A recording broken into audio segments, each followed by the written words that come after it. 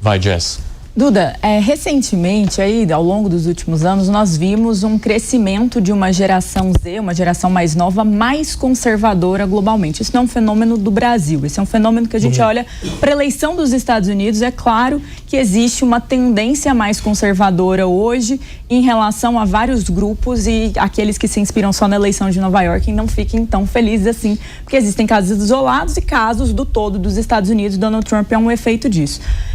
Quando a gente olha para o Brasil, nós vemos fenômenos também de redes sociais, como o deputado Nicolas Ferreiras e tantos outros parlamentares mais à direita que estão conseguindo se comunicar, como influencers ou até mesmo políticos eleitos.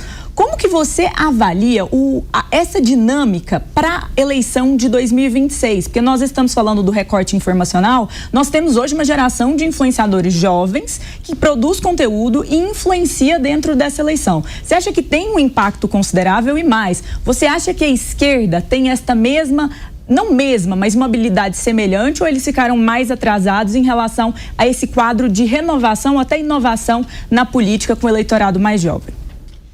Vamos lá, gente, o que eu vejo? Historicamente, o Brasil passou por um período de ditadura.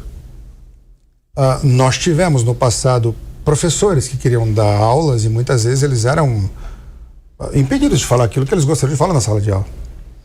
Nós tivemos colegas da imprensa que queriam publicar alguma coisa e muitas vezes eles eram impedidos de fazer isso.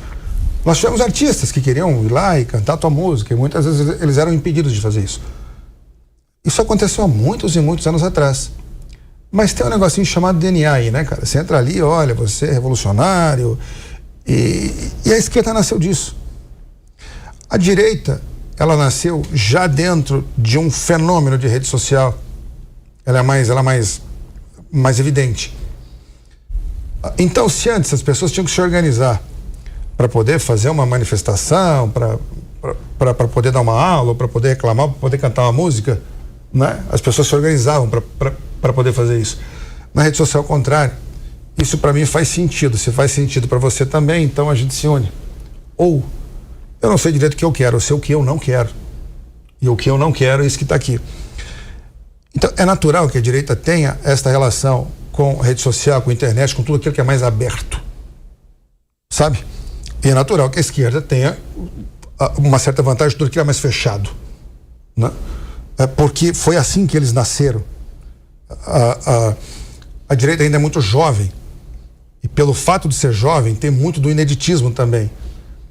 Então, se antes a molecada queria sair, fumar maconha, usar droga e liberar e sei lá o quê, hoje a molecada tá, pô, cara, também não é assim, pô, eu vou ali depois.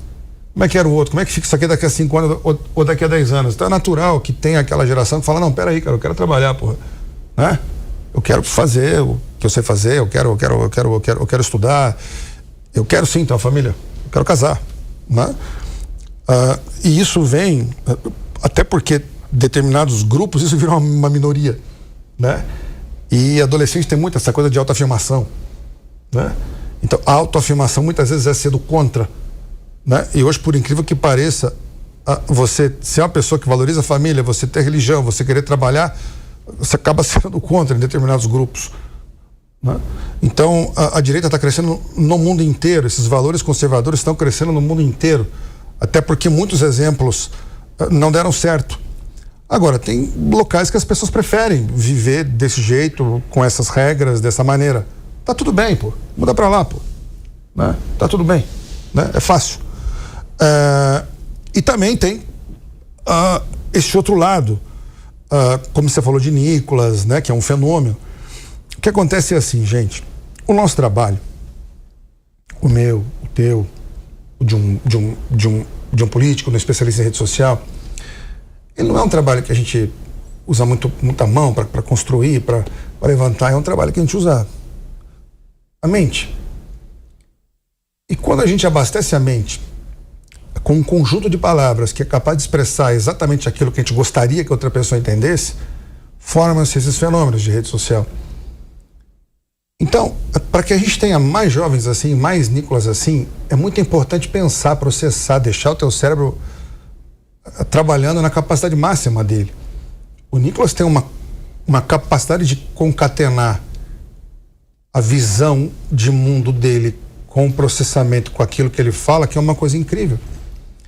Isso não é só um dom. Isso é um dom com uma preparação absurda também. O que eu vejo, sim, mais jovens vão aparecer porque vão começar a entender o poder do conjunto de palavras que se fala, vão começar a entender quanto é importante deixar tua mente livre e aberta para que ela possa trabalhar ou especificar aquilo que você realmente quer falar, que você quer dizer, né? Eu sinto que quanto mais a gente conseguir ter essa concatenação entre o que eu sou, o que eu gostaria de ser e como as pessoas me veem, né? Mais fenômenos assim nós vamos ter. Uma coisa é que eu sou, outra coisa é como eu me vejo, e outra coisa é como as pessoas me enxergam. Quanto mais próximo esses três elementos estiverem da mesma personalidade, entende? Mais forte vai ser esse trabalho na rede social, ou na eleição, ou numa palestra, ou num evento, ou sei lá o que for. Tem tanta informação, tanta coisa que dá essa desconexão, que as próprias pessoas que lidam com aquilo que tem de melhor, que é a mente, acaba também ficando desconexa. E o Nicolas tem uma capacidade absurda de fazer essa concatenação. Eu não sei se eu viajei muito aqui, ou se vocês conseguiram entender, mas é o que eu penso. Mas só para aproveitar, a gente chegou aos últimos 4 minutos, eu falando em Nicolas, eu quero olhar para o Duda, que não cuida apenas da estratégia de campanha, mas da estratégia que vem depois da eleição. Porque naquele evento que envolveu a crise do Pix no governo federal, você foi apontado em algumas reportagens como o cara que identificou essa brecha e que depois conduziu, de alguma forma, a comunicação para que se chegasse, por exemplo, até aquele vídeo do Nicolas que foi, assim, avassalador. E só para a gente finalizar a nossa conversa aqui de maneira bastante objetiva, eu quero entender como é que você enxerga o que vem depois. O quanto é necessário também observar a atuação do seu opositor para criar também a sua estratégia de oposição, por exemplo, que foi o que se tornou o PL ao longo agora desses anos de governo Lula. Lá no Nicolas foi uma coincidência, gente, né? Foi um domingo, eu lembro, eu tava na praia, eu comecei a olhar a rede social, falei, pô, o governo tá perdido nesse negócio de Pix aí, não sabe falar. Eu peguei o documento, olhei, o documento não dizia que ia taxar. Isso você tava na praia? Tava, um domingo à tarde. Aí eu falei, pô, o documento não dizia que ia taxar, mas também não dizia que não ia taxar. Ou seja, aquele tipo de ideia que aparece quando a gente tá tomando banho, por exemplo, você tava na praia, sossegado. Na sala, lá, rapaz, marcando lá, sabe que você tomei uma de tarde, eu dormi, acordei, vou fazer o que tiver rede social. Agora tá perdido. Aí eu falei, pô, que documento, que negócio é esse? Aí eu comecei a olhar, aí ele falou, cara, ele pode taxar. Pode mesmo, lá não tá dizendo que não vai taxar.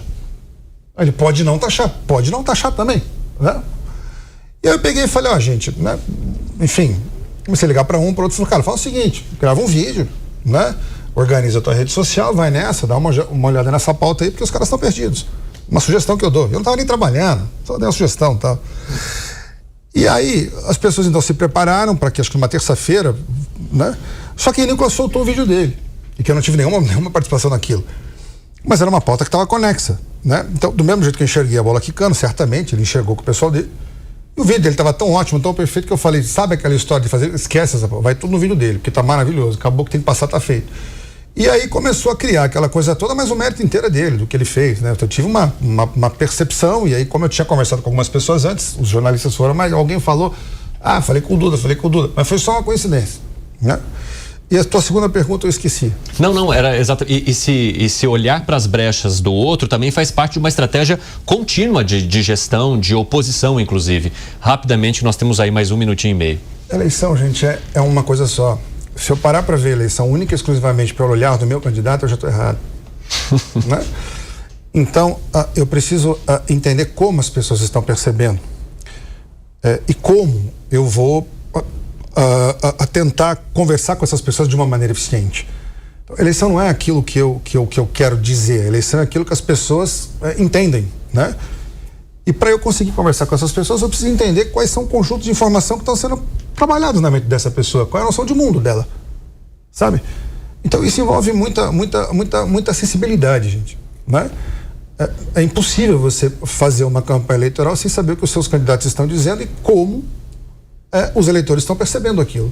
É simples assim, é um bloco só, é uma coisa só. Tem que enxergar tudo, né?